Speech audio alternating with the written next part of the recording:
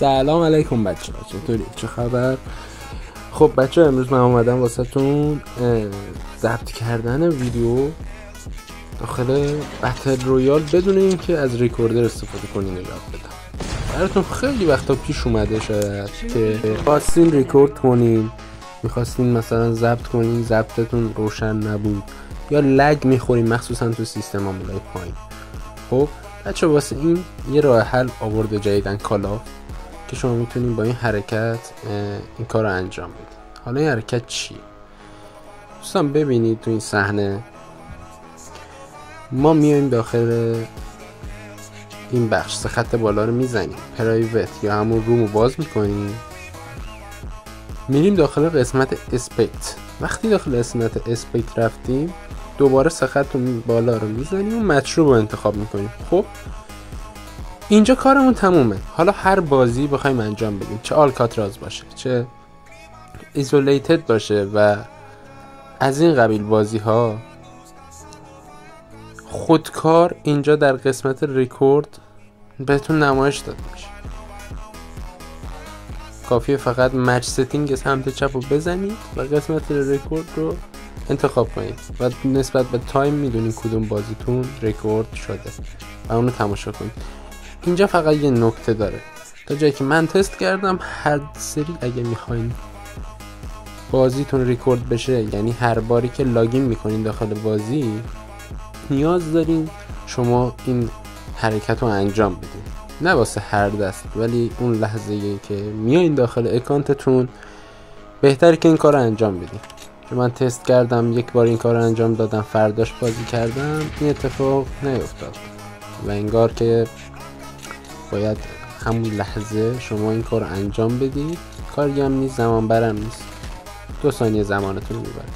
بعد میتونین این باگ یا حالا ریکوردر مخفیتون رو استفاده کنید. حالا این نکته جالب اینجا نگاه کنید، شما میتونید بازی هر کسی، فرقی نداره که تو تیمتون باشه، هر کسی که داخل اون مچ حضور داشته رو تماشا کنید.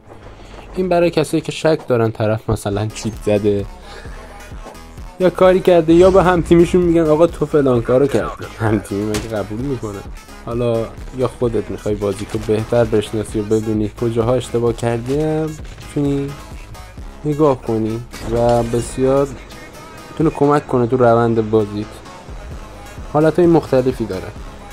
تو این داخل این قسمت ها بازی به شما پنل های ارائه داره که میتونید اونجا افراد انتخاب کنید، تیم ها رو ببینید و از این قبیل چیز.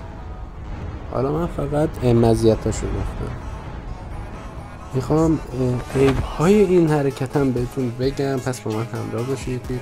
یه مدل نقطه ضعف میشه بهش گفت که نسبت به ریکوردرهای اصلی به شما بازی رو ریکورد میکنید مشکل داره. یعنی چی؟ خب شما وقتی بازی نصب میکنید یک حالتون رو صفحه است و خیلی جذاب تره اگه بخواید مثلا ویدیو پست کنید یا هر چیزی، جذابیت بالاتری داره. حالا من آخر ویدیو واسهتون ضبط شده گیم پلی رو میذارم که ببینید چه حالتی میتونید ضبط کنید و استفاده کنید ازش، که ممنون میشم نظراتتون رو کامنت کنید. ببینید ما آیکونای ریزی پایین صفحه سمت چپ داریم که شاید کم توجهی کنید. ببینید در اون قسمت خیلی به شما داخل دیدن بازی رو ریکورد کردن بعدش کمک میکنه. شما وقتی علامتی که الان من زدم بزنید، پنل های باز میشه که میتونید قطع و وصل کنید. مثلا این اسم ها رو از روی بازیکن ها بردارید، بازی بهتر دیده بشه واسه ریکورد کردن، و کاربردهای دیگه که میتونید دونه دونه همشون رو تست کنید. ممنون تا اینجا همراه من بودید، امیدوارم مفید بوده باشه این ویدیو واسهتون و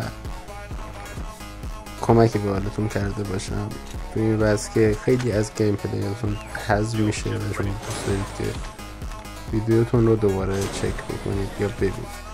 ممنونم ازت که تا اینجا همراه من بودی. ممنون میشم سابسکرایب کنی، زنگوله بالا رو بزنی و نظرات تو کامنت کنی.